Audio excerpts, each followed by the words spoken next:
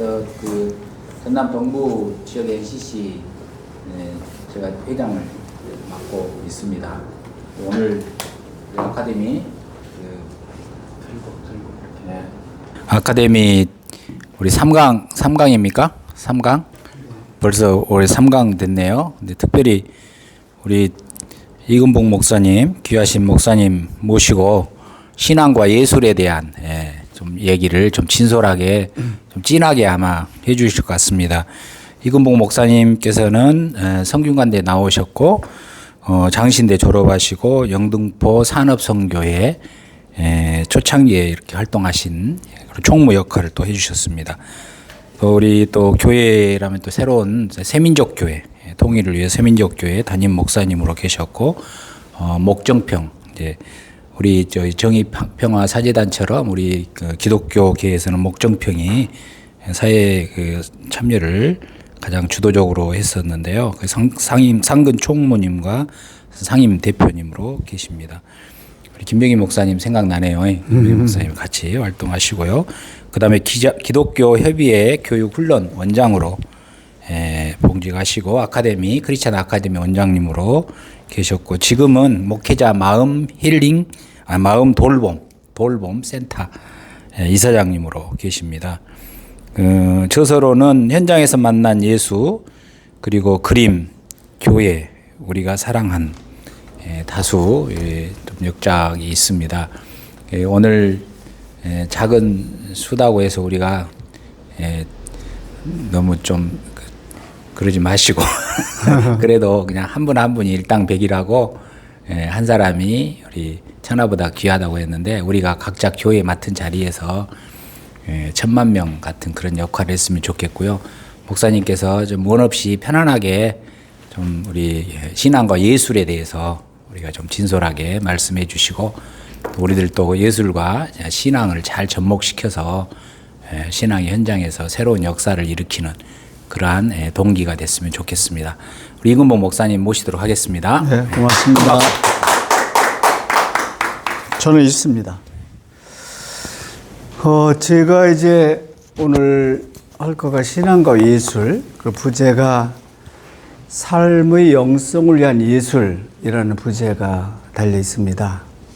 보통 이제 영성이 뭐냐, 특히 기독교 영성이 뭐냐라는 얘기를 많이 했는데 저 나름대로 이제 정리를 해보면은 그 하나님과 친밀한 관계를 맺고 성령의 인도하심으로 예수 그리스도를 닮아가는 삶을 살려고 하는 그 신앙 여정, 그게 저는 기독교 영성이라고 생각을 합니다.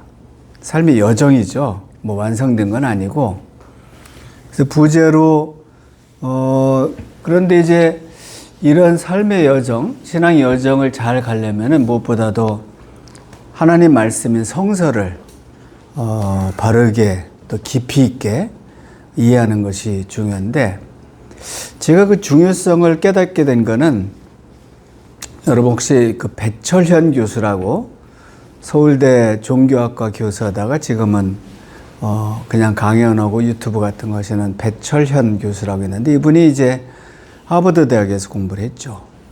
근동 언어를 중심으로 했는데 우리가 잘 아는 창세기 12장 1절 하나님께서 아브라함에게 네 고향과 친척과 아비집을 떠나 내가 지시한 땅으로 가라. 그러면 너는 복이 될 거라. 이런 말씀이 있는데 그분의 배철원 교수의 그 박사의 책을 보면은 그냥 무조건 내 친척, 아비, 뭐 고향 뭐 떠나라 하는 게 아니라 그 앞에 원래는 그 원문이 너 자신을 위하여 라는 게 있다는 거예요.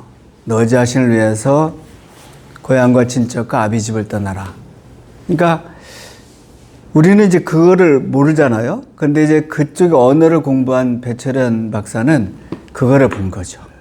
그러니까 아브라함한테 하나님께서 떠나왔을 때는 나를 위해서 떠나라는 것도 아니고 내 동족을 위해서 떠나라는 것도 너 자신을 위해서 떠나라. 사실은 너 자신을 위해서 떠나라가 중요하잖아요. 그렇게 떠나서 아브라함은 믿음의 선조가 됐으니까 정말 그 너 자신을 위해 떠나라는 하나님의 말씀이 그냥 이루어진 거죠.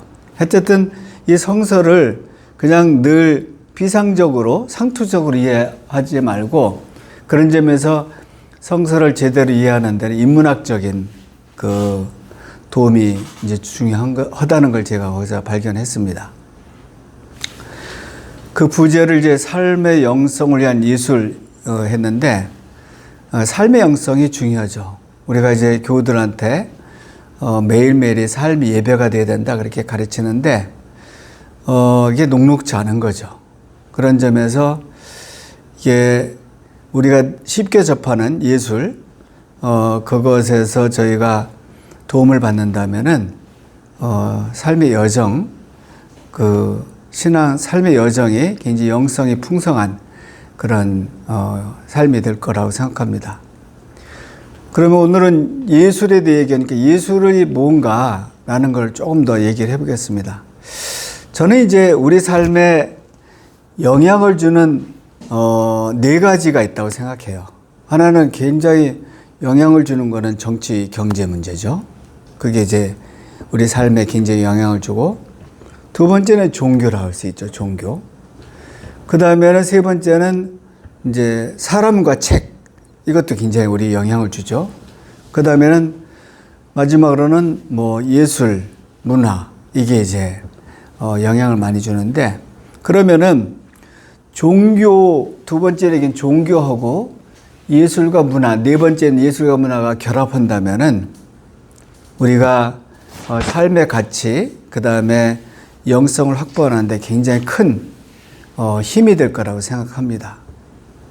그래서 이제 오늘 신앙과 예술이라고 제목을 잡은 거는 대단히 소중한 의미가 담겨 있죠. 우리가 보통 예술을 이제 보통 네 가지로 이제 분류를 합니다. 하나는 시각예술, 뭐 그림, 조각, 건축 뭐 이런 거, 사진 뭐 이런 건 다 시각예술이고, 그 다음에 청각예술은 이제 음악이죠. 그 다음에 언어예술도 있고, 시소설, 여기 시집 가져오셨는데, 수필, 뭐 희곡 이런 건 다 이제 언어예술이고, 종합예술은 연극, 영화, 무용 뭐 이런 거, 뮤지컬 이런 것들은 이제 종합예술을 할 수 있는데, 우리가 살다 보면은 이제 이 기독교의 신앙생활에서 예술이 큰 영향을 미치는 것을 우리가 스스로 발견합니다. 예를 들면은 바흐의 뭐 여러 가지 음악, 예수 우리 소망의 기쁨 이렇게 짧은 그런 곡 하나도 마태순환곡 같은 뭐 긴 음악도 굉장히 감동을 주고 우리가 뭐 성탄절 때 핸델의 메시아 이거 얼마나 우리가 감동을 줍니까? 베토벤의 합창 뭐 이런 거. 그다음 모차르트의 리퀴엠이나 뭐 이런 것들도 짧지만은 굉장히 우리한테 큰 감동을 주고 뭐 생명의 양식 세자르 프랑크의 생명의 양식 이런 것도 뭐 우리가 최근에 많이 부르는 보네포의 시에다 곡을 붙인 선한 능력으로 이런 것도 뭐 그림도 이 그림은 우리가 잘 아는 그림이잖아요. 렘브란트의 탕자의 귀환인데 뭐 손이 이제 어머니 손, 아버지 손도 틀리잖아요. 이제 아주 생생하게 큰 아들은 딱 이제 노리고 있고 이 유명한 탕자의 귀환이라는 렘브란트의 그림인데 이게 그 러시아 생테테르부르크 거기에 이제 그 미술관 에르미타주라는 미술관에 걸려 있는 건데 우리가 잘 아는 헨리 나우엔 신부가 이 미술관에서 며칠 동안 이 그림만을 보러 갔고 거기서 얻은 감동으로 탕자의 귀환이라는 책을 아마 여러분들 읽어보셨을 때 그 책을 썼죠. 그러니까 이 미술 한 점이 헨리 나우엔 신부한테 큰 영감을 주고 책도 쓰고 그 영성을 더 진작하는 데 큰 도움이 된 책이죠. 우리가 뭐 많이 걸어놓는 그런 책, 그 그림이죠. 그 다음 우리가 영화, 뭐 배너나 미션 이런 것도 영향을 주고 그래서 기독교 영성에서 예술이 주는 그 가치와 힘이 대단합니다. 뭐 우리한테 상상력도 또 창의력도 주고 자신을 성찰하기도 하고 마음의 평화와 치유를 제공하기도 하고 그다음 이웃과 세상에 대한 새로운 시각을 제공해서 우리가 자신을 돌아보게 하는 힘도 있죠. 그래서 오늘은 제가 뭐 다른 예술은 잘 모르고 있고 그림은 관심이 있고 그림도 좀 그리기도 하고 뭐 이것저것 많이 좀 보기도 하고 그래서 그림을 중심으로 삶의 영성을 얘기를 좀 하려고 합니다. 이런 그림의 가치는 아주 그래서 그림을 이제 이 종교화를 특히 기독교 종교화를 시각적 성서라고까지 얘기합니다. 눈으로 보는 성서라 이거죠. 근데 이제 이 그림은 왜 또 우리가 중요하냐면은 쉽게 접할 수 있잖아요. 뭐 전시회도 있고 박물관도 있고 미술관도 있지만은 인터넷에서 제가 그 나중에 설명하겠지만은 고흐의 그림을 이제 제가 제미나이에 한번 보여달라 자세히 좀 보려고 그랬더니 보여주고 이제 확대를 하면은 아주 세세한 것까지 볼 수 있잖아요. 그래서 이제 뭐 그림 보고 예를 들면은 탕자의 귀환을 좀 보여달라. 그러면 이제 인터넷에서 AI로 뭐 제미나이에서 보면은 저 손 모양을 좀 더 보고 보면은 거기다가 누르면은 손 모양이 확대되고 이렇게 해서 자세히 볼 수 있고 그러니까 그림은 이 굉장히 상상력과 통찰력 그다음 감수성 감각이 탁월한데 그거를 우리가 아주 일상에서 쉽게 접할 수가 있는 거죠. 그래서 이 그림을 통해서 하나님의 말씀에 대한 우리 신앙에 대한 새로운 시각과 감동과 통찰력을 얻게 되죠. 그다음 두 번째 그림 한번 보여주세요. 이게 그 여러분 생각에 무슨 장면인 것 같아요?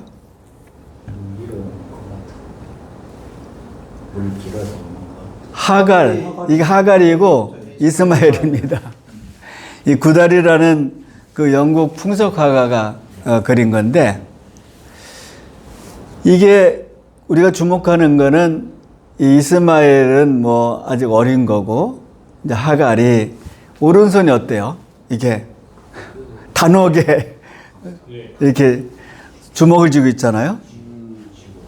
그러니까 이게 그러니까 이러한 하갈의 단호함 이게 아들을 잘 키우고 굴하지 않고 아들을 키우고 그래서 아들이 어쨌든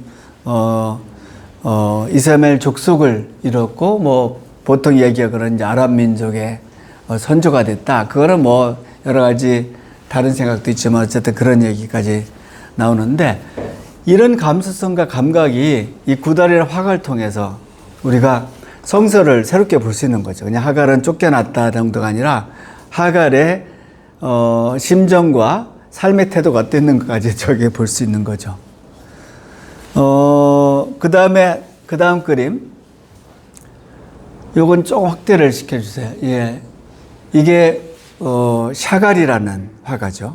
원래 러시아 태생인데 프랑스에서 이제 했고 자기가 유대인들 학대받을 때 많이 자기 형제들, 친척들 많이 학대를 받고 근데 이제 이게 우리는 뭐 잘 알죠. 그죠? 이삭의 희생. 그죠? 아브라함, 이삭, 누워있는 게 이삭인데 칼 들고 있고 그 다음에 천사가 다급하게 말리고 근데 저 장성한 아들은 아주 순종하는 자세로 저렇게 그러니까 그런 것들 잘 표현했지 않습니까? 근데 여기서 주목하는 거는 이 상상력이라는 게 참 대단해요. 그러니까 이 죄 왼쪽에 있는 이렇게 하고 있는 게 누굴 것 같아요? 사라입니다. 사라. 아내 사라. 사라가 기도하고 있잖아요. 그러니까 그 다음에 이 나무 밑에 그 어린 양이 이제 거기 있잖아요. 모르겠어요. 저 사라가 그 어린 양까지 미리 본 건지 뭐 그 보고 있는 것 같기도 안 같기도 한데 어쨌든 우리가 성서에서는 이 이삭의 희생에서 사라가 어떤 생각을 했는지 전혀 나오질 않잖아요. 근데 화가는 그거를 본 거죠.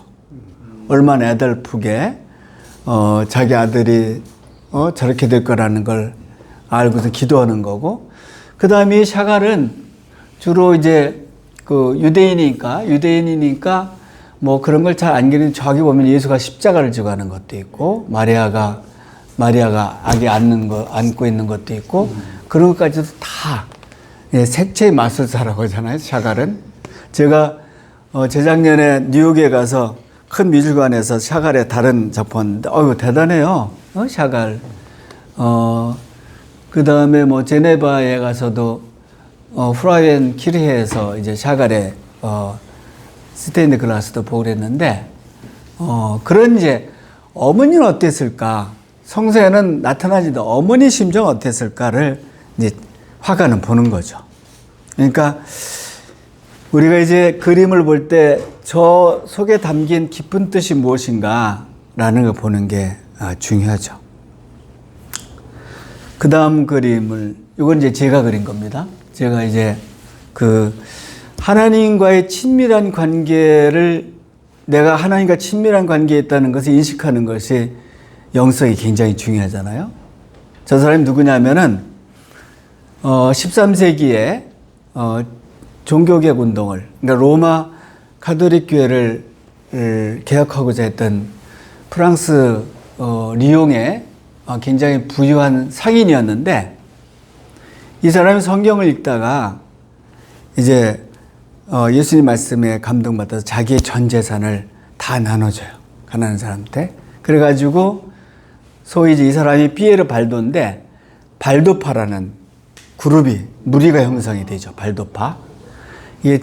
이 발도파 무리가 해야 되는데, 굉장히 부유한 상인이었는데, 이게 이제 그 보름스에 있는 종교개혁 기념공원에 있는 그 동상이에요. 제일 가운데는 이제 루터가 있는데, 제가 2023년 WCC 11차 총회 갔을 때 여기 가서 이걸 봤는데, 근데 부유한 상인인데 얼마나 신발이나 옷이나 남놉니까? 다 나눠주고. 그러니까 엄청난 감동을 준 거죠.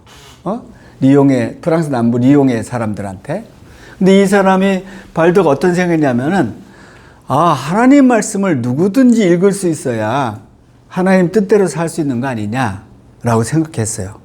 근데 여러분, 그 로마 가톨릭 교회는 그 당시에 불가타 성서라는 성서만을 인정해서 라틴어로, 히에로니무스가 이제 405년에 라틴어로 번역한 건데, 그것만 인정하고 다른 언어로 절대로 성서를 번역하지 못하겠어요. 이단으로 한 거죠. 근데 발도는 성서를 누구든지 읽어야 돼. 그 당시에 그 유럽에 이 라틴을 아는 사람은 10%도 안 됐어요. 심지어는 사제들도 라틴어를 잘 몰라가지고, 그럼 미사를 어떻게 집전했느냐? 주문에 외우듯이 이렇게 외워서 한 거죠. 외워서 할 정도였는데, 이게 하나님 뜻대로 살려면 성서를 읽어야 된다. 그래가지고 자기의 살던 프랑스 남부의 프랑스어로 성서를 번역해요. 그것 때문에 이단이 된 거예요. 라테란 회의에서 이단으로 정죄돼서 이제 핍박이 시작이 되죠. 그래서 이제 이 발도파들이 도망치기 시작하죠. 그래서 뭐 메랭돌이라는 표에서는 3,000명이 학살되고, 또 다른 4,000명 학살되고, 그래 결국은 그 프랑스 알프 산맥 남쪽, 그러니까 이탈리아에서는 북쪽인데 거기 피에몬테주라고 큰 주인데, 거기 산악 지역으로 도망가죠. 저도 이제 가봤는데 한 1,000m쯤 올라가면은, 차로 어쨌든 꼽아 올라가면은 교회도 있고, 그다음 동굴교회도 있어요. 숨어서 예배드리던 동굴교회도 있고. 그런데 그래서 이 지금 발도는 성서를 펴들고 그거를 이제 지적하면서 하나님의 말씀의 소중함을 얘기하죠. 왜냐면은 말씀 읽어야 하나님과 관계가 형성되는 거기 때문에 그것 때문에 이제 이단이 됐는데, 어쨌든 그렇고요. 그 다음에 그림은 이게 독일 보름스라는 도시의 보름스 대성당입니다. 요즘 그리기가 좀 힘들었는데 제가 그린 그림인데 이 그림은 우리 사모님한테 드렸는데 제가 지금 장신대 총장인 박경수 총장한테 2021년도 코로나 당시에 가서 제가 설득을 했어요.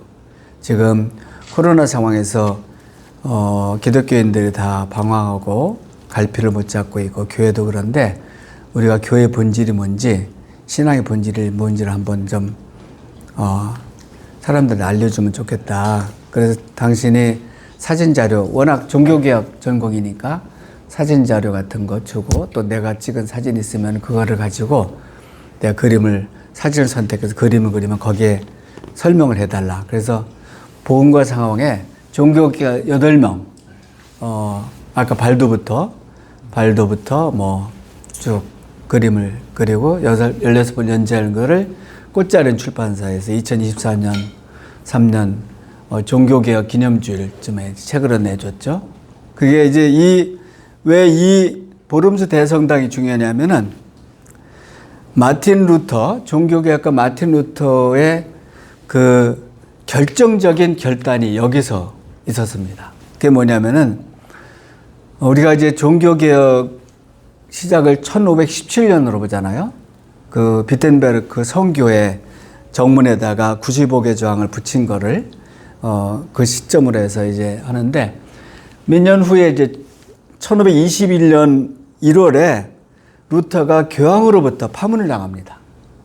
그리고 그 당시 그 독일의 황제 카를 5세가 그해 1월에 이제 파문당했는데 4월 달에 제국의회에 출두하라.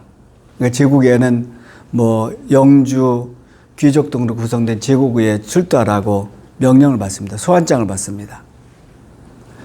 제국의회 쫙 열리죠. 우리가 루터란 영화를 봐도 이제 쫙 열리지 않습니까? 거기에서 이제 그 입장 철회를 하라는 요청을 받죠.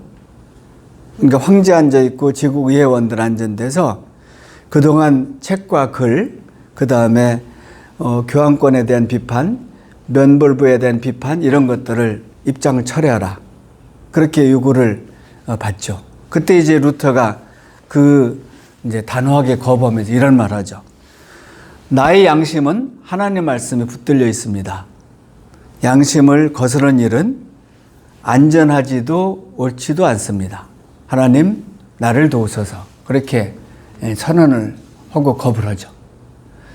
그러면 황제하고 그 교황한테 파문당하고 황제한테 이렇게 거절을 했다는 거는 이제 죽을 목숨이에요. 누가 죽여도 아무도 책임을 안 지는 그런 상태가 됐을 때 이제 작센주의 프리드리 대제가 이제 자기의 바르트부르크 성에 이제 피신시키죠. 거기서 변장하고 9개월 동안 살면서 성서도 그랬는데 루터가 이렇게 단호하게 거절할 수 있었던 것은 하나님에 대한 깊은 신뢰가 있었던 거죠. 그래서 용기를 냈고 두려움을 극복하고 그러니까 이제 신앙인으로서 살아가는 것이 순탄치 않을 수 있는데 우리가 중요한 건 하나님 말씀을 어떻게 읽느냐, 하나님과 어떤 관계를 맺느냐, 그것이 이제 소중한 영성이죠. 그래서 이 그림을 제가 하면서 루터 얘기를 했고요. 그 다음 그림은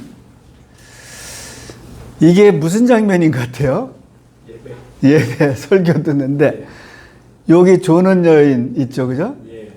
저쪽에는 째려보는 여인이 있고 존다고. 근데 사실은 저도 자세히 보니까 조는 같진 않아요. 눈은 이제 떠 있는 것 같은데, 어쨌든 째려보죠. 이거는 그 미국의 화가 게리 멜처스라는 사람의 설교라는 제목에. 기도하고 있지 않을까요? 기도는 같아요. 손 이렇게 모으고 조용히. 그러니까 이 화가 얘기하는 거는 이게 물론 뭐 사람들 뭐 다 경건하게 예배를 설교를 듣고 있는데 저 사람은 뭐 이 사람이 눈에 거슬려는 째려보고 있는데 저희 여인은 근데 이 목에 고개 숙이고 이러고 있는 여인이야말로 설교를 제대로 듣는 여인이다. 왜냐하면은 하나님 안에 있는 자신의 하나님 안에서 자신을 온전히 맡기고 하나님의 그 사랑의 힘을 받으면서 아주 편안한 상태에서 말씀을 듣고 있는 거다. 물론 뭐 다른 사람들도 잘 듣고 있는데 어쨌든 이 여성이야말로 하나님과 깊은 관계를 맺고 있고 하나님의 말씀을 제대로 듣는 그 하나님의 설교를 제대로 듣고 있다라는 거를 저렇게 아주 생생하게 표현을. 그러니까 저 째려보는 여인도 우리 흔히 이제 있잖아요. 우리도 설교 시간에 이제 어떤 예화가 있더라고요. 설교 시간에 어느 이제 혜중이 그 교인이 저기 있으니까 강단에 있던 목사님이 그 옆에 있는 사람한테 집사님 그 사람 좀 어떻게 좀 깨우세요. 그랬더니 그 집사님이 결자해지입니다. 그렇게 얘기했다는 거예요. 결자해지.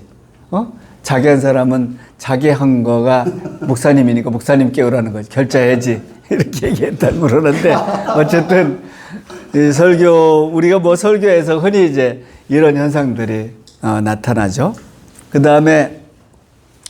다음 그림은 저기 이제 제 그림을 이제 재단화, 이게 이제 그 비텐베르크에 있는, 비텐베르크는 아까 얘기한 1517년 10월 31일에 루터가 95개 조항을 붙인 비텐베르크 성교회가 있고요. 요거는 거기서 얼마 안 된 시립교회가 있습니다. 시립교회. 그 시립교회에 거기서 실제로 루터가 설교하고 사역을 한대죠. 시립교회인데 이 시립교회 안에 4폭의 제단화가 있습니다. 이거 제단 누가 그랬냐면 크라나흐라고, 아버지 크라나흐 있고 아들 크라나흐가 있는데 이 크라나흐는 루터의 친구였습니다. 아주 탁월한 화가인데 루터의 초상화도 몇 개 그려졌고, 이 크라나흐의 제단화 중에 제일 가운데 있는 제단화인데 이렇게 있고 2개가 있고 밑에 하나가 있고 이제 이렇게 돼 있는데, 그 제단화는 왼쪽에는 유아세례 주는 거고 성만찬하는 거고, 그 다음에 저거는 신앙 고백하는 거고, 그 다음 밑에가 이제 설교하는 장면이에요.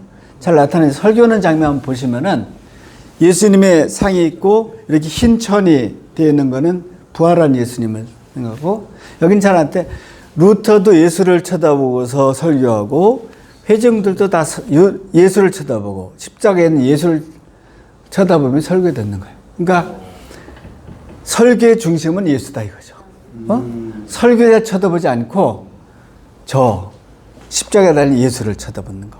이제 이런 식으로 그 제단에는 루터의 신학이 아주 잘 담겨 있다 이거죠.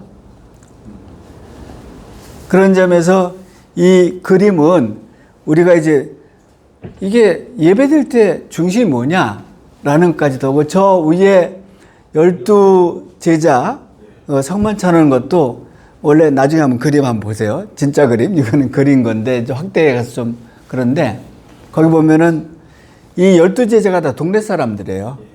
동네 사람들을 뭐 거기 이제 출판업자도 있고 뭐. 그다음에 재밌는 거는 저기 루터가 뭐 해석이 좀 분분한데 루터가 이렇게 앉아서 자기가 받은 그 포도주를 옆에 빼서 이게 기사가 복장하는 사람한테 줘요.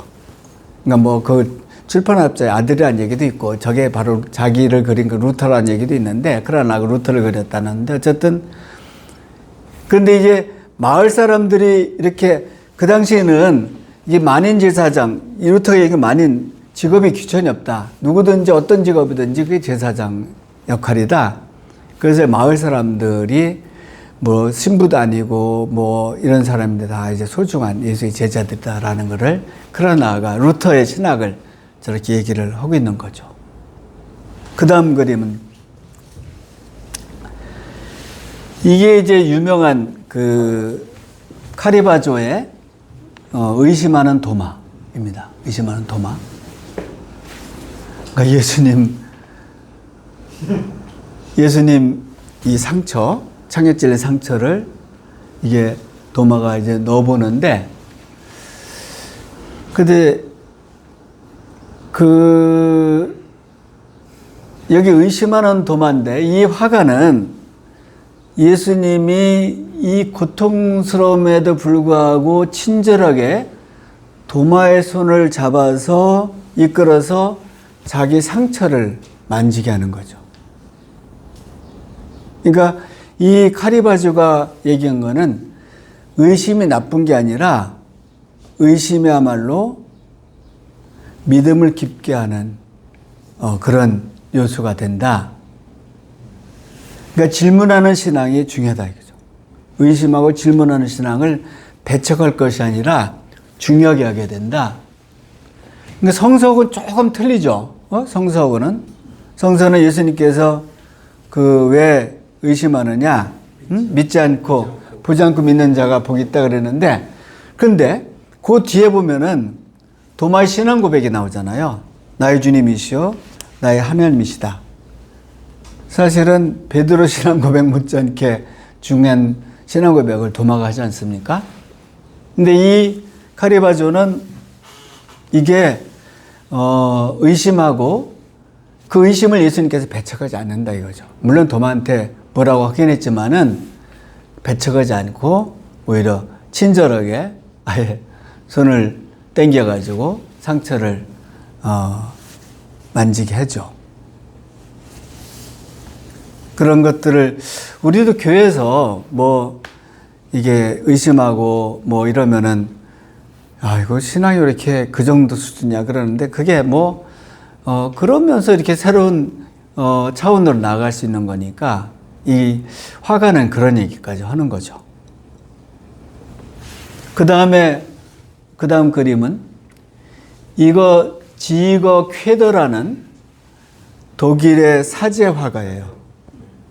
사제 화가. 이제 화가였는데 늦게 이제 사제가 된 지거 쾌더인데, 우리나라도 성서의 그림들이라는 제목으로 2년 전에 12월 달에 이제 책으로 나왔죠. 이렇게 책으로 나왔는데, 거기 보면은 아주 소중한 그림들이 있죠. 이거 감람산에서라는 건데 너무 적나라하잖아요. 이게 예수 제자들 저 진짜 넉넉고 잠자고 있는 베드로며 예수님 저기 처절하게 바위에서 저렇게 이러고서 기도하고 있는데, 이게 감람나무잖아요. 감람나무, 올리브 감람나무. 제가 처음에 성지순례 감람산에 갔을 때 그 가이드가 그러더라고요. 여기는 나무 중에 2000년 된 감람나무도 올리브 나무도 있다. 그러면은 예수님이 처절하게 기도하는 장면을 목격한 나무도 있다는 거잖아요. 저 나무가 저런 나무 같아요. 근데 정말 제자들이 무심하잖아요. 누구는 우스갯소리로 그 전에 이제 성만찬 하면서 포도주 먹고서 술이 약해서 이렇게 잠잔다. 예수님은 술이 세서 뭐 그거 다 극복하고 거기서 기도한다. 그렇게 우스갯소리도 하는데, 예수님 정말 처절하게 기도하는데 제자 너무 대조적으로 그 성서의 그림들이라는 책을 한번 보시면은 정말 기막힌 그림들이 있어요. 우리가 가나 여인 같은 거 보면은 이제 우물 들여다보는데 그 밑에는 예수님과 그 여인이 같이 물에 비치는 장면도 있고, 그러니까 그 마음속에 벌써 여인의 마음속에 예수님이 들어있는 거를 그렇게 표현을 한 건데, 그러니까 예수님이 얼마나 이 상황에서 처절하게 기도했고 그 사랑으로 우리를 구원했다라는 것을 생생하게 볼 수가 있는 그림입니다. 그 다음에는 요게 아주 기가 막힌 그림이에요. 이게 중앙아프리카에 카메룬이라는 나라가 있어요. 카메룬, 뭐 잘 모르시겠죠. 카메룬이라는 나라는, 여기는 기독교인이 굉장히 많아요. 60%가 기독교인이라고 그러니까 굉장히 많은 기독교 국가인데, 이게 선교사들의 도움을 받아가지고 이제 그린 그림이라고 그러는데, 이게 우리가 딱 보면 알잖아요. 그죠? 네. 중풍병 환자를 내 친구가 지붕을 뚫고서 내린 장면인데, 저 오른쪽 위에 이렇게 손을 꽉 밧줄을 잡고 있는 거는 네 친구의 믿음의 강도를 저렇게 표현했다고 보죠. 확신. 예수님은 내 친구를 고칠 거다. 확신을 표현했다고 그러고. 그런데 예수님은 어떤 모습이에요? 저 빨간 옷 입은 흑인 예수예요. 흑인 예수. 그죠? 흑인 예수고. 테마사 같아요. 테마사. 그리고 그런 것 같은데. 이 붉은 옷은 추장의 옷이라고 그래요. 예수님이 아. 왕이다. 이렇게 표현한 거고. 네. 앞에 있는 흰 옷을 입은 사람은 누구를 상징할까요? 앞에, 예수님 앞에. 흰 옷. 성령 하나님. 제가 해석할 땐 성령 하나님인 것 같아요. 성령의 도움을 받고. 근데 이 중풍병 지금 다 낫습니까? 안 낫습니까? 낫고 있는 과정이죠. 그죠? 왜냐면 오른손을 꽉 잡고 있는 거 보면은 지금 치유가 시작이 됐어요. 근데 아직 끝난 건 아니에요. 왜냐면은 벌떡 일어나는 건 아니니까. 근데 우리가 주목해 볼 거는 여기 이 사람들 표정 어떻습니까? 이 사람들 표정이 다 기뻐하고 네. 웃고 환호성을 지르고 그러잖아요. 그러면 이 화가는 도대체 뭘 얘기하고자 하는가? 이 공동체, 카메론의 기독 공동체 가지고 있는 그림인데 누가 특정하게 누가 그렸다는 건 안 나타나는데, 화가가 누군지 몰라요. 네. 그러니까 이제 같이 그렸을 수도 있죠. 근데 그러면 이 웃고 있는 장면은 뭐를 화가가 이 그림이 얘기해 주는 걸까? 아직 덜 났는데. 그러니까 이 주변에 있는 사람들도 예수님이 고칠 걸 확신을 갖고서 웃는 거죠. 환호성을 지르는 거죠. 낫는다. 어쨌든 애들이 많은데 이 공동체는 이런 믿음으로 있는 거죠. 예수님이 우리의 왕 되신 예수님, 주장이신 왕 되신 예수님이 저렇게 고친다. 근데 저는 이 주위에 있는 사람들을 저렇게 표현하는 거는 굉장히 중요한 것 같아요.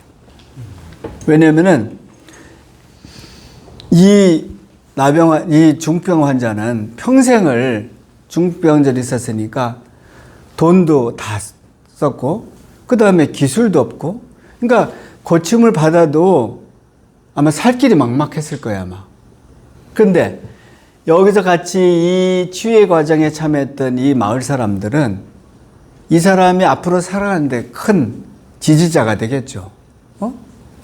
그런 점에서 이 그림은 우리가 병자를 낫게 하는, 나은 병자를 우리 공동체가 같이 살아나야 된다라는 것까지도 얘기를 하고 있는 거죠. 그러니까 이 작가의 상상력은 참 대단하죠. 그래서 이게 온전한 치유죠, 사실은. 낫는 것 자체가 아니라 그 이후에 삶을 어떻게 같이 살아내느냐라는 것까지 얘기하는 거니까. 그 다음 그림은 좀 이게 고흐의 그 성경이 있는 정물이라는 그림입니다. 고흐, 네덜란드 사람이죠. 우리가 유명한 고흐인데, 여기 보면은 이 고흐는 원래 전도사였잖아요. 광산, 탄광의 전도사였고, 목사가 될 생각도 있었는데, 자기 주변의 목사나 자기 아버지가 목사였는데 실망을 해가지고 목사를 포기하죠. 그리고 아버지 갈등이 아주 심했어요. 왜냐면은 사촌 누나하고 결혼을 하다가 그것도 안 됐죠. 그 다음에 나중에 어떤 일이 있었냐면, 아이가 있는 길거리 여인, 노동자 여성과 동거를 했어요. 그러니까 얼마나 아버지하고는 갈등이 심했겠어요. 근데 저 그림은 아버지가 사망한 1885년에 저 그림을 그렸어요. 그 그림을 좀 더 위쪽으로 확대를 좀 해주실래요? 이렇게 되어 저기에 영어로 되어 있는데 불란서어죠. ISA ISAIE 이사야라는 불어고요. 저 까만 걸로 좀 되어 있는 부분이 이게 그것도 챕터 같아. CHAP 뭐 그다음에 L 그다음에 3개 숫자 3개 그게 이제 53이라는 뜻이에요. 그러니까 이사야서 53장을 저다 기재를. 그 이사야서 53장이 뭡니까? 고난의 종, 그죠? 고난의 종. 그러니까 그 아버지 화해한 거예요. 아버지가 사실은 이 돌아가셔서 저 촛불이 꺼진 건 아버지가 돌아가셨다는 거죠. 그런데 아버지는 평생을 이사야 53장에 나온 것처럼 고난의 종으로 살았다. 그거를 이제 지금 이제 확인하고 아버지의 그런 자랑스러운 아버지를 드러내는 거죠. 그래서 자기를 비춰두고 사람들 비춰두던 초였는데 초는 이제 꺼지고 저 성경 밑에 오른쪽 밑에 있는 그 책은 그 사람 에밀 졸라라는 그 당시 유명한 그 철학자 내지 소설가의 삶의 기쁨이라는 책이라고 그래요. 평소에 이제 고흐가 그 책을 좋아했는데 그 책은 덮어놓고 성서를 아버지를 기리는 성서를 펴놓고서 편 것을 그림을 그렸죠. 그러니까 이 에밀 졸라의 삶의 기쁨이 궁극적 희망이 아니라 기쁨이 아니라 성서가 궁극적인 희망이고 기쁨이다 라는 거를 저렇게 상징적으로 고흐가 표현한 거죠. 그래서 아버지 인생을 긍정하고 화해한 거죠.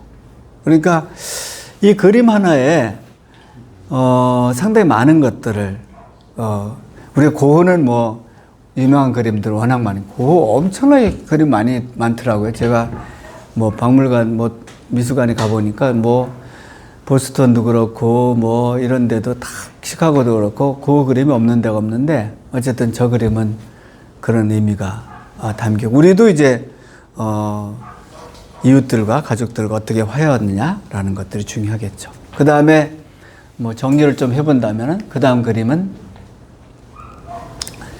이게 누구 무덤일 것 같아요? 종교개혁가 제너베 깔뱅.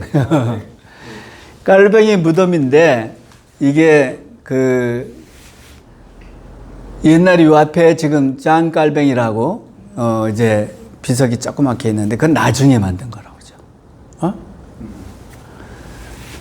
저 70707이라는 게 조그맣게 보이잖아요. 거기에 이제 무덤 번호예요. 707. 그것만 있었던 거죠. 누구라는 얘기도 없고. 이 깔뱅이 그 제네벽 일반 공원 묘지에 묻힌 거예요. 자기는 절대로 기념되거나 뭐 이렇게 뭐가 추앙하는 거 이런 것들이 남겨져서는 안 된다 해가지고 일반인들이 묻힌 공원 묘지에 묻힌 거죠. 그 깔뱅은 당시에 사실은 제네바시의 실권자였잖아요. 실권자였는데 그럼에도 불구하고 하나님께만 영광을 돌려야지 내가 기념되거나 영광을 받아서는 안 된다. 그러니까 사실은 기독교의 최고 영성은 하나님께만 영광을 돌리는 거죠. 최고 영성은 하나님께 영광을 돌리는 건데 그래서 제네바 공원 묘지에 저렇게 묻혀 있고 그런 얘기를 제가 들어요. 서종훈 전 장신대 총장님이 학생들하고 같이 여기를 갔을 때 학생들이 여기서 한번 기도하면 어때요? 그랬더니 막았대요. 깔뱅이 원하던 게 아니었다. 깔뱅이 거기서 기도하는 것까지도 안 된다. 그 서정훈 전 총장님이 그렇게 얘기를 했다고 그래요. 그래서 그림은 굉장히 인상적인 거고요. 그 다음에 이건 뭐 제가 찍은 사진으로 그린 거고, 요거는 이게 주차장이에요. 주차장이고 주차번호 23번이에요. 아니, 앞서 그 그림에서 그 깔뱅 그 나무가 어떤 나무예요? 좀 그냥 나무예요. 그냥 나무인데 옆에 이제 나무들이 여기 큰 나무도 있는데 이쪽에 나무가 앞에 이렇게 저렇게 있는 게 뭔 의미가 있는? 아니 그런 건 없는 것 같아요. 여기도 큰 나무가 있는데 그거는 내가 요거만 잘라가지고 그랬는데 그냥 나무예요. 예. 요거는 주차장, 교회 지하 주차장 23번에 있는, 무덤 표시인데, 누구 무덤이냐면은, 존 넉스예요. 이게 세인트 자일스 교회거든요. 스코틀랜드, 에딘버러에 있는. 이제 스코틀랜드가 이제 기독교 국가잖아요. 그러니까 존 넉스가 굉장히 고생을 많이 했죠. 한때는 그 노예선, 갤리선에서 19개월 동안 노를 저었기도 했으니까, 그러다가 이제 깔뱅한테 많이 배우고 다시 종교 자유가 허락됐을 때 스코틀랜드 자기 나라 가서 이제 그 종교개혁을 해서 스코틀랜드가 그 세계 최초의 장로교 국가입니다. 왜냐하면 스코틀랜드 교회 신앙 고백과 스코틀랜드 교회 치리서가 의회로부터 인정을 받았어요. 그래가지고 스코틀랜드는 전 세계 장로교 역사상 최초의 장로교가 국교가 된 그런 나라인데, 이 존 넉스가 이 책에 있는데 굉장히 큰 교회, 세인트 자일스 교회 담임 목사였는데, 자기는 죽어서 자기 교회 지하에 이렇게 묻힌 거예요. 그러니까 이 양반도 뭐라 하냐면, 나는 단지 내게 허락하신 은사를 성실하게 사용하며 내가 감독한 교회 덕을 세우려고 노력했을 뿐이다 라고 얘기하면서 아주 겸손하게 이렇게, 어떤 때는 여기에 차가 주차했으면은 이 무덤도 볼 수가 없대요. 뭐 그냥 일반 주차장 같이, 여기 누가 여기다 차 대면 요거를 나중에 표지판을 만든 거니까 그걸 볼 수가 없는 거죠. 그래서 존 넉스고, 그 다음에 우리나라, 이것도 제가 우리나라 교회 그린 건데, 우리나라 교회 제가 2017년에 종교개혁 500주년 때 명성교회가 세습하지 않습니까? 이게 교회가 어떻게 저럴 수 있을까? 그래서 이제 한국교회, 우리가 이제 요즘에 한국교회가 우리 사회에서 좀 천덕꾸리가 비슷하게 됐잖아요. 근데 한국교회의 역사적, 사회적, 영적인 가치는 참 대단한 건데, 그거 이제 무시당하고 있는 걸 안타깝게 해가지고, 안 되겠다. 내가, 그림은 아마추어지만은, 그림을 언제 배웠냐면은, 물론, 중고등학교 다닐 때 뭐 그림반도 좀 하고 그랬지만은, 제 전공은 행정학이니까, 원래 학부 전공은.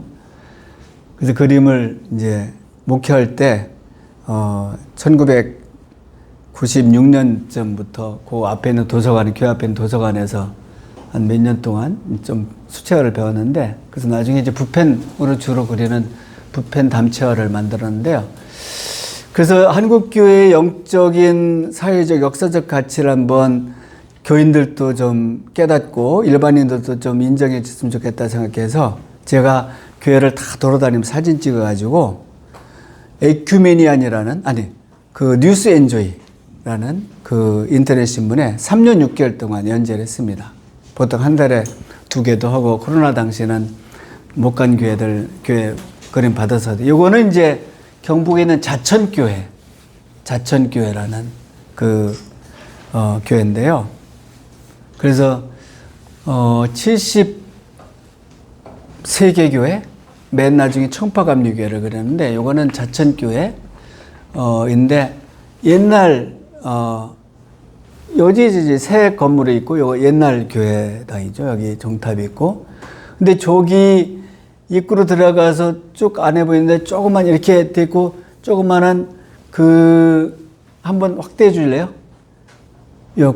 그게 이제 굴뚝이에요. 요게 낮은 굴뚝. 이게 뭐냐면은, 옛날에 좀 깨어난 양반들은 자기 집 굴뚝을 낮게 했대요. 왜 그러냐면은, 저녁밥을 이제 짓는데 굴뚝에 커가지고 여기가 쫙 나면은 저녁을 못 먹는 먹을 마을 사람들의 아픈 심정을 생각해서 뒤수으면은 저녁 짓는 연기가 안 보이게. 대단했잖아요. 옛날 양반들도. 그러니까 저거 교회도 저기 방이 있거든요. 저기 이제 대구에 이제 선교사 본부가 있는데 이 베어드 선교사 이런 사람들이 쭉 이제 이 경북 지역 가면서 전도할 때 여기서 묵는 방이 있더라고요. 교회당 이 마룻바닥 뒤에 이제 방이 조그만 게 있는데 방에 이제 저거예요. 굴뚝인데 저 굴뚝도 어쨌든 높이면 안 된다는 거죠. 그래서 그냥 연기가 마을 사람들이 못 보게. 그래서 가난한 마을 사람들이 저녁 굶은 그 심정을 교회가 알아줘야 된다. 그래서 조심해서 그러니까 대단한 배려죠, 그죠? 그 사랑이고 그렇게 했습니다. 그래서 저는 이런 그림들 마지막 그림인데 어쨌든 이게 대표적인 그림들 화가들은 워낙 종교화들을 많이 그렸으니까 이런 그림들을 쉽게 접하면서 거기에 담긴 뜻이 뭐고 또 이런 그림들을 가지고 성서를 새롭게 보고 그러면 좋겠다고 생각이 들어서 이게 어떻게든지 하나님 뜻과 예수의 사랑을 묵상하며 예수를 통해서 그런 것들을 묵상하면서 하나님께 영광을 돌리는 그런 삶의 신앙의 여정들을 잘 갔으면 좋겠다는 생각을 가지고 몇 개 그림 가지고 설명을 드렸고요. 마지막으로 요것만 좀 설명을 하고 어쨌든 오늘 이렇게 귀한 장소를 가신 장철근 목사님 또 교회 또 참여하신 분들께 감사를 드리고 이런 책을 요 그림 파일은 나중에 다 전달을 하도록 하고요. 우리 박상용 목사님이 제가 참고한 책들이 이런 겁니다. 구미정 교수 숭실대 그림으로 신학하기라는 책이 있고 김기석 목사가 쓴 특별한 빛을 보내는 사람들. 김기석 목사는 아주 그림에 정통하죠. 워낙 문학평론가이지만은 그다음 감리교 출판사에 낸 거고 그다음에 김영준 목사가 쓴 그림 속 성경 이야기 라는 책이 있고 그 김학철 연대 학부 교수가 이 양반이 처음에 이제 렘브란트 성서를 그리다 여기서부터 우리는 본격적으로 그림 가지고 성경도 소개하고 신학도 소개하고 그런 것 같아요. 우리도 강사로 많이 모셨는데 제가 NCC 훈련 크리스천 아카데미 원장 할 때 많이 모셨는데 마태복음서 있고 성스러움과 아름다움에 입맞출 때 처음 책이 이제 렘브란트 성서를 그리다라는 책이고 렘브란트는 워낙 기독교 관계된 아까 얘기한 도란 탕자 이런 것도 있으니까 그다음 아까 얘기한 지거 퀴더 요거는 이제 사자 어린 양이라는 출판사에서 2023년인가 24년인가 12월에 낸 책이고요. 그다음 최광열 목사라는 분도 저런 책을 썼는데 그리스의 바로크까지 클래식에서 이동법까지 저도 이제 강사로 모시고 한번 인문학을 한 적이 있는데 아주 잘 얘기를 하시고 그다음에 최주훈 목사님 이분이 요즘에 계속 뉴스엔주의 그림 가지고 연재를 하는데 아주 탁월하게 연재를 하죠. 아주 자세하고 탁월하게 그거를 요즘에 이제 쉽게 볼 수 있는 게 뉴스엔주의 인터넷 신문에 보면은 최주훈 목사님이 하는 중앙루터교회 최주훈 목사님 쓴. 자, 저는 그냥 오늘 여기까지만 얘기하겠습니다. 네, 고맙습니다. 저 질문이 하나 있는데. 예. 귀한 자리인 거 너무 감사하고요. 관련이 있을지는 모르겠는데 이제 저는 이렇게 하신 말씀 들으면서 이제 성경을 볼 때에도 우리에게 그런 고민이 있는데 그림을 볼 때에도 성경을 볼 때에도 과연 바른 해석이란 뭘까라는 좀 질문이 제 안에 있더라고요. 그러니까 분명히 그린 작가는 작가의 의도가 분명히 있을 것 같고 그러면 우리가 이 시대를 살아갈 때 바르게 해석한다는 건 무엇이라고 정의 내릴 수 있을까라고 할 때 혹시 목사님이 나름 그 부분에 대해서 생각 가지신 게 있다면 나눠주시면 감사하겠습니다. 그 바른 해석 뭐 그거는 뭐 정답은 없는데 네. 저는 이제 그 목회를 할 때 제가 세민족교회를 세우다시피 해서 17년 목회도 하고 영등포산업성의 성문법교회도 목회를 했는데 그 원어를 좀 중심으로 원어를 요즘에는 뭐 인터넷에 원어에 대한 해석 같은 거를 잘 해주니까 그 다음에 말씀이 기록된 그 역사적 사회적 정황들을 잘 보고 그런 것이 중요하고 그 다음에는 저는 조직신학의 도움도 좀 받아야 된다고 생각해요. 그러니까 조직신학의 어떤 사실은 조직신학의 신학이 이게 믿음이 뭔지를 이제 조직적으로 우리가 조직신학을 뭐 어려우니까 조진신학이라고도 하지만 어쨌든 조직신학을 가지고 어쨌든 그 틀에서 이게 신학의 방향이 이제 신학의 방향이 있으니까 그 틀에서 이제 보는 것이 중요하다고 생각을 하고요.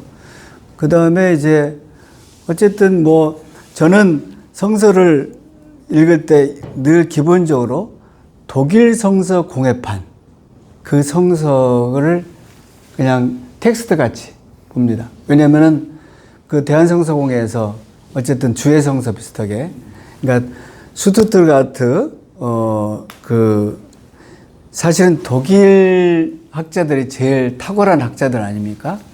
신학적으로 그 사람들이 어쨌든 성서를 이제 번역을 해서 거기다 주해를 해가지고 거기다가 이제 붙여놓은 거잖아요. 요거만큼 본문이 있고 그 다음에 그 뒤에 이렇게 해설해 놓고 예를 들면 창세기다 그러면 모세오경에 대한 전반적인 이해, 그 다음에 창세기에 대한 전반적인 이해, 그 다음에 거기 이제 성서마다 해놓는데 저는 그거가 제일 어떤 점에서는 늘 그것을 제일 중요한 해석으로 보고서부터 시작을 하고 요즘에 새한글 성경을 좀 읽어보거든요. 재작년 그 겨울에 난. 근데 굉장히 낯설어요. 우리는 뭐 예수께서 너희는 세상의 소금이니 이렇게 하는데 거기는 뭐 막 도치법도 쓰고 뭐 원래대로 했으니까. 그리고 이제 진실로 너희에게 이르는 이런 번역을 아멘 아멘 뭐 이렇게 그냥 풀어놓기도 하고 낯설기도 하는데 그거를 보면 또 새롭게 볼 수 있는 것가 있는 것 같아요. 그러니까 그거를 보고 사실 성경 여러 책을 놓고 보라고 그러잖아요. 그거 보고 뭐 독일 성서 공회판 보고 개역 성경 보고 뭐 필요하면 영어 성경 정도 본다든지 그러면은 그것이 읽으면서 바른 해석이 되겠죠. 뭐 저보다 더 잘할 테니까. 예, 그 정도 그냥 말씀을 드리겠습니다. 목사님 소개를 좀 해주시면. 저는 순천 서남교회에서 지금 목회하고 있는 박상영 목사님. 오늘 도와주려고 저도 픽업도 해주고 이것도 도와주려고 왔습니다. 똑같은 그림을 봐도 이제 여러 가지 해석들이 많아지는데 이제 자기가 서 있는 어떤 삶의 자리의 영향도 되게 해석에 영향을 많이 주는 것 같고. 예. 목회자의 고민이 원문이 말하고자 하는 의미도 있으면서 현실을 살아가고 있는 어떤 삶의 자리에서 부딪히는 것과 공명해서 거기서 또 다른 해석의 어떤 콤비네이션 같은 게 일어나지 않을까. 이제 그런 부분에서 이제 아까 그림도 설명해 주시는데 작가의 의도를 어찌됐든 우리는 이렇게 예리하게 관찰하고 그걸 또 분석해서 고민해서 나름대로 어떤 이런 해석이다 나름대로 이제 자리를 가지니까 그런 맥락에서 저는 이제 목사님께 질문을 드렸던 겁니다. 여러 해석들을 보는 것도 필요하죠. 자연스럽게 아까 뉴스 보니까 이게 미만이냐, 뭐 배우가 있고 뭐 숨겨진 그 누가 뭐 어떻게 시켜서 하는 말이 아니냐 그런데 그러지 마시고 좀 진솔하게 자기 속 이야기를 자기 이야기를 한번 좀 해보시고요. 그리고 우리 강사님도 또 좀 이렇게 그냥 조촐한 자리니까 좀 솔직하게 이야기를 좀 시간 한 30분 정도 해도 돼요? 질의응답 30분 정도 가셨는데 어떻게 되신? 예, 그냥 그 우리가 독일처럼 좀 이렇게 자유로운 깊은 토론이 잘 안 된 것 같아요. 바쁘다는 이유로 그러신 것 같아요. 근데 작든 크든 우리 멤버들을 이렇게 4명 왔고 우리 장 목사님 선배님 계시고 우리 사모님 오셨고 우리 사남기 목사님 오셨고 조길용 목사님 사모님 모셨습니다. 길용 목사님. 길용 목사님 사모님이신데 사모님이 아마 이 자리에 또 주인공이실 것 같기도 하고 그런데 좀 질문 자유롭게 그냥 편하게 질문을 해주시면 고맙겠습니다. 저도 같이 디스커션 하도록 할게요.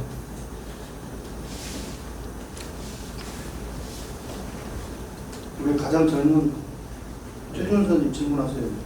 좀 늦게 자세했지만 일정 때문에 좀 늦게 가서 마이크 좀 주세요. 이거 꼭 해야 된가? 뭐 질문이라기보다는 그냥 아까 그림 보면서 이제 느꼈던 거는 짧게 코멘트를 하자면 저 중풍병자 치료하는 그 네. 그림에서 이제 저는 항상 그 본문을 읽을 때 그 기다렸던 사람들이 얼마나 화가 났을까라는 생각을 했거든요. 왜냐면 수많은 회중들이 자기 차례를 자기도 심각한 아픔을 가지고 끼어들었으니까 왔는데 새치기인 거니까. 새치기 한다는 것 때문에 저는 그게 항상 불편했고요. 네. 이제 비블리오 드라마로 그 본문을 봤을 때는 네. 이렇게 내려왔을 때 예수님이 너의 죄를 사하노라라고 하잖아요.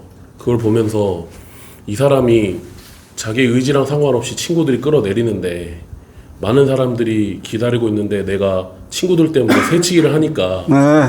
마음에 찔림이 있지 않았을까? 그래서 예수님이 그걸 읽고 혹시 죄를 용서해 주시는 건 아닐까라는 상상을 해봤는데 마음의 부담을 줄여줬다. 오, 뭐 대단하네. 근데 아까 그 사진을 보면서 저는 분명히 불편함이 있었을 것 같아요. 옆에 있는 네, 회중들은. 네. 근데 그 마음마저 바꾸시고 회복시키는 은혜가 있지 않았을까라는 생각이 들어서 그 그림 보면서 저도 은혜를 받았습니다. 네. 네, 이상입니다. 어쨌든 먼저 온 사람들도 뭐 같이 환호성을 지르고 그런 거로 굉장히 보면서. 심각한 장면인데 그 그림은 그 군중들이 막 웃는 모습이 인상적이에요. 그렇죠. 우리 보통 성화는 그런 장면이 네, 있잖아요. 예. 병에 걸려서 오랜 동안 고통을 당했던 사람이 네. 치유받는 게 있으니까 네. 모두가 다 기뻐하고 축하하고 좋아할 일이죠. 카메룬의 분위기인 것 같아요. 네. 그러니까 그 공동체가 어떻게 나가야 된다라는 거를 그림을 담아서 공동체가 늘 그림 보면서 자기들이 어떻게 살아야 되는 건지를 늘 생각을 했겠죠. 그 그림 힘이 그런 점에서 중요하죠. 저는 저 질문을 좀 엊그제 정한수 목사님 그 열린 오케스트라 심포니 연주회를 보고 거기 연주회 그 인사말에서 정한수 목사님께서 그 음악은 위로다 그걸 언급을 하셔서 이 그림도 아까 이제 그 고흐가 자기 아버지와 좀 불화가 있었는데 돌아가실 때 그렇게 화해를 했다. 네. 그걸 그림으로 표현한 거다. 이렇게 해서 그래서 그림을 통해서 신앙의 어떤 그 영성을 고양할 수도 있고 또 자신이 그 상처 입은 그런 부분들을 치유받을 수도 있고 좀 그 여러 가지 효과가 있는 것 같아요. 목사님께서는 이제 특별히 이제 은퇴하시고 그림을 이제 을 열심히 좀 그리고 계시는데 주로 이 그림 그리는 어떤 목적이랄까 어떤 그런 그 의도 이 방향이 뭔지 좀 궁금합니다. 요즘에 이제 제가 그 우리 정병진 목사님이 하는 겨자씨 신문 그리고 에큐메니안에 에큐메니칼 여정이라고 제가 쭉 이제 뭐 세문안교회 대학부터 이렇게 생각한 거, 활동한 거, 그 다음에 영도부 산업선교에서 노동자들 같이 지낸 얘기부터 쭉 이제 뭐 NCC 교육훈련원장도 크리스천 아카데미 원장도 하고 뭐 이런 것들을 쭉 이제 글과 그림으로 이제 하려고 그림을 주로 많이 그리는데 그거는 이제 제 자신의 삶을 한번 되돌아보는 거죠. 이게 다시 한번 어땠는지, 그리고 이게 어떤 의미가 있고 어떤 사람이 도움을 줬는지, 이런 어떤 아쉬움이 있었던 건지, 제가 살아온 삶을 한번 성찰하는 의미도 있고, 그래서 이제 그림을 이제 주로 많이 그리고 글도 쓰고 이제 그러는 거라고 생각이 들고, 그림은 다양하게 이제 목적이 있겠지만, 저는 이제 제 살아온 길을 그림으로 표현하는 거니까 주로 이제 성찰하고, 그 다음에 나눌 수 있는 것들을 제가 쭉 보니까 여러 가지 활동을 많이 했는데, 그런 것들은 이제 다음 세대들이 이런 활동을 할 때 어떤 걸 참고를 할 수 있는 건지, 그래서 이제 자료적 성격도 있고 그런 것들을 이제 남기려고 같이 또 공유하려고 이제 그리고 있는 건데, 그림은 여전히 힘든 과정이죠. 근데 이제 그림을 그리면은 어쨌든 이제 산물이, 예를 들면 교회 하나 그리려면 저게 30시간 이상씩 시간이 걸리잖아요. 물론 사진 찍고서부터도 그걸 이제 컴퓨터 올려가지고 확대하고, 또 이제 안 보이는 부분은 뭔지 또 그림을 빛을 줘가지고 거기에 뭐가 있는지도 좀 보고, 그 다음에 스케치하고 붓펜으로 큰 그림 작은 펜으로 그리고 말려서 수채화 물감으로 이제 채색을 하고 이런 과정인데, 근데 이제 어쨌든 생산물이 나오니까 그것이 저한테 굉장히 큰 기쁨이 되고 이러죠. 그래서 요즘에 은퇴하고서도 자기 취미들을 많이 살려서 또 새로운 삶을 개척하는 분들이 있는데, 그건 좋은 것 같아요. 그래서 그런 거는 굉장히 의미 있는 일이고 저한테도 기쁜 일이라는 생각을 하죠.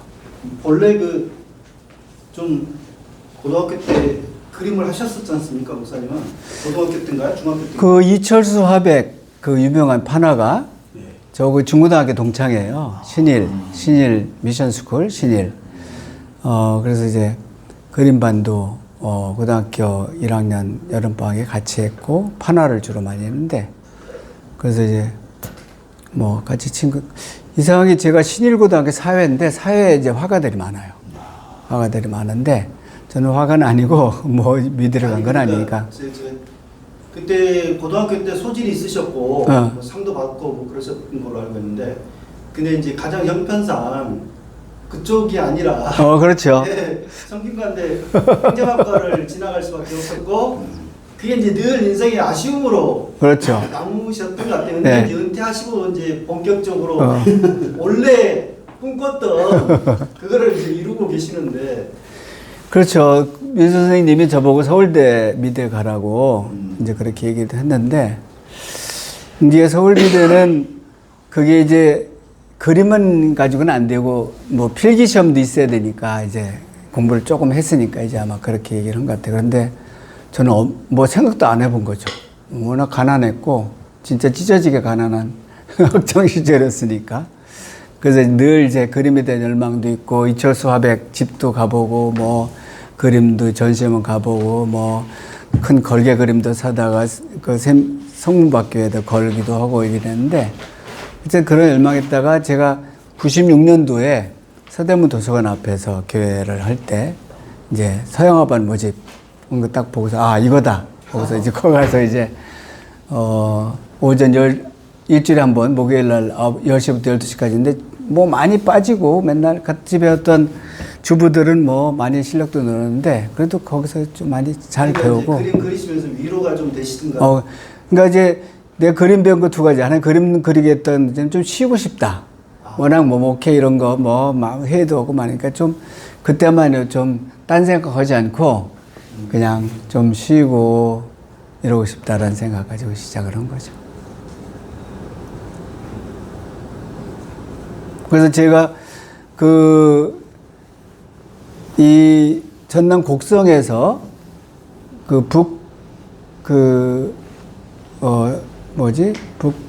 어쨌든 김현호 사장이라고 부산 기독서점 하는 분이 북캠프를 하는데 거기서 초대를 받았어요. 제일 기분 좋았던 거는 거기에 저를 비롯해서 몇 사람들 강사가 있는데, 화가 이근복 목사. 그래서 이게 진짜 좋은 코칭이더라고요. 그래서 그때 아주 좋았습니다. 화가 이근복 목사. 네, 오늘 또 화가로서 모신 겁니다. 그래서 저 그림, 한국교회 그림도 여러 군데서 전시했고, 종교개혁 그림도 여러 군데서 작년 10월 달에 이대 대학교에서 이제 그림했고, 종교개혁가 62점은 이제 지난 5월 말이네요. 5월 마지막 주일쯤, 목요일인가에 장로신학대학 박경수 총장한테 기탁식을 했습니다. 62점. 다 이제 넘겼죠. 목사님 그 에큐메니컬 활동을 시작하게 된 계기는? 제가 그 세문안교회 대학부 다닐 때 선배들한테 많이 배웠습니다. 사회학 공부도 하고, 그 다음에 제가 대학 시절에 야학을 많이 했어요. 노동자들 야학을 많이 하면서 그때 이제 노동자들 많이 만났고, 그게 이제 제가 신학한다는 생각을 했고, 그 다음에 졸업하자마자 영등포 산업선교회 83년부터 90년까지 일을 하고, 거기 가면서 자연스럽게 이런 선교하는 분들, 진보적인 선교 운동하는 사람들을 카톨릭 사람들도 제오세나 카톨릭 농민회나 이런 사람들 많이 만나고, 그러면서 자연스럽게 이제 그다음에 대학부 시절에도 다른 교단하고 많이 장청 활동도 하면서 많이 연대 활동도 하고, 그런 것들이 자연스럽게 이제 에큐메니컬 운동. 제가 이제 NCC 교육 훈련원자로 가면서 본격적으로 그 일을 좀 했죠. 크리스천 아카데미도 마찬가지고. 그 한국 예수 김홍로입니까? 예. 동양 예수 김홍호. 예. 예. 그처럼 예. 그 화가 우리 목사님 예. 처럼 그거도 그러고 누가 그리냐에 따라서 예. 좀 내용이 달라지고 그런 것 같은데요. 저도 이제 뭐 음악도 그러지만 예술이 예. 어렵다. 예. 누구나 다 할 수 있는다는 그런 전제로 그냥 좀 시작을 하고 이렇게 서툴러도 하면 되는데, 고대에는 그냥 막 벽에다가 막 그렸잖아요. 네. 글도 모르는 사람들이 그처럼 전유물이 아니고 그림도 좀 누구나 다 그릴 수 있다. 누구나 다 쓸 수 있다고 시작해갖고 저도 그냥 부족하지만 그래 그냥 용감하게 시를 쓰고 또 노래도 앞에 가서 노래하고 그냥 용감하게 그냥 하고 이제 그처럼 예. 목사님도 좀 이제 세월이 많이 이렇게 흐르시고 또 후배들을 이렇게 보시면서 좀 목사들도 좀 성도들도 그림 좀 그려라. 예. 좀 이렇게 그래서 한국의 그 정서에 맞는 그런 교회들 그리셨던 것처럼 그런 좀 이렇게 붐이랄까 뭐 교육을 좀 할 수 있는 장을 그런 꿈이나 계획은 없으신지, 우리 장철국 목사님 교회에서도 많이 이렇게 강좌를 하셨다고 생각하시는데 교인들에게도 그림을 좀, 우리 학교 때는 그림을 너무 어렵게 선생님들이 가르쳤어요. 그래서 그림 그리는 것은 좀 싫고 못 그린다고 뭐라 그랬었고 그런지 말고 좀 자유롭게 상상력을 동원해서 좀 그릴 수 있도록. 아이들의 그림은 아주 순수하지 않습니까? 그래서 하나님도 애기들이 그린 거 보고 하나님 아기라는 제목으로 애기들이 보여주니까 그때부터 하나님이 나타났던 것처럼 좀 그릴 수 있는 그런 문화를 우리 목사님 좀 만들어 주실 수는 없는 건지 좀 과감하게 좀 예, 한번 고민해 보겠습니다. 근데 이제 그림은 이제 사람들이 실력이 없다. 나는 그림은 도저히 근데 사실은 조금씩 하면은 제가 이제 그 미술반 서영학원 다니다 보니까 처음에는 다 어설프죠. 그런데 꾸준히 한 주부들 보면은 엄청나게 실력이 늘더라고요. 저는 옛날 빠지고 그러는데 요즘에는 이제 문인화를 제가 배워요. 이게 수묵화를 좀 더 배워서 보겠다. 그래서 이제 일주일에 한 번씩 종로문화원에 가서 배우는지 너무 빠지는데, 어쨌든 거기서도 초보자들도 오고 올해 한 10몇 년씩 한 분들도 있고 그런데 이제 그걸 접근하는 거가 쉽지 않아서 이제 그런 건데, 교회에서 그런데 좀 뜨시는 분들 취미반 같은 걸로 시작을 할 수도 있겠죠. 좀 낮춰줄 수 없는가? 미나 그러면은 그냥 누구나 다 그릴 수 있다. 예. 미초들이 그리는 그림이다. 이렇게 생각을 하지 않습니까? 근데 그 신앙의 이 종교개혁도 일어나야 된 것처럼 에라스무스도 다 알고 있다. 뭘 가르치냐 너희들이 실천하면 되는 거지. 그랬던 것처럼 문화예술도 너무 고급스럽게 만들어 본 게 아닌가. 그냥 그림은 그림이다 이렇게 해가지고 좀 종교개혁의 바람을 예. 그림을 없애버렸잖아요. 그래요? 그냥 그리는데 되는데 처음에는 선생님이 좀 뒷배가 있어야 되듯이 그래 그래라 내가 봐줄게 너 위대한 그림이다 이렇게 해줘야지 또 용기 있게 그림을 그리겠습니까. 근데 저는 좀 부러운 것이 뭐냐면 그제 이제 저희가 예술 열마로 백장에서 연주회를 했는데 이 악기를 연주하게 되면 시간 지나가게 되면 없어져 버리잖아요. 예. 요새 이제 녹화기술 있으니까 네. 녹화해가지고 동영상을 네. 하긴 한데 하여튼 간에 이 음악은 시간 예술이라고 해서 지나가 버리는데 미술은 남아있으니까 자꾸 예. 그래서 어디서나 전시할 수 있고 이렇게 하는데 어쨌든 뭐 종교 음악, 교회 음악이 있는 것처럼 종교 미술, 교회 미술도 대단히 필요하다. 그래서 어쨌든 화가가 그렇게 의도했던 의도하지 않았던 그것을 해석하는 사람들이 그것을 미술 그 믿음의 눈으로 종교의 눈으로 이렇게 해석하고 이렇게 풀어내게 되면 그 충분히 종교 미술이 될 수 있겠다 생각해서 우리 이제 목회자들의 좀 그런 부분에 조금 그런 점에서 아까 얘기한 지거 퀴더 신부 사제 그림 같은 거는 우리한테 굉장히 도전이 되죠. 성서를 가지고 그림을 그렸으니까 굉장히 도전이 되고 이렇게 볼 수 있는 부분이 있구나라는 것들을 알 수. 그거는 뭐 누구든지 우리들도 이제 새로운 건데 그거를 이제 표현을 해내야 되는데 우리는 뭐 실력이 없으니까 잘 표현을 해내지 못해서 그런 거죠. 용기가 없어 그런 거 아니에요? 보면 지 얼굴을 맨날 그렸잖아요. 네. 자기 얼굴을 거울에 보면서. 근데 좀 뭔가 보는 좀 관점을 바꿔서 예. 삶의 그림을 이제 그리는 걸 자꾸 해봐야 되는데 이게 너무 좀 이렇게 고착적인 그림 하면 딱 뭐 이렇게 된 게 있어서 그러겠죠.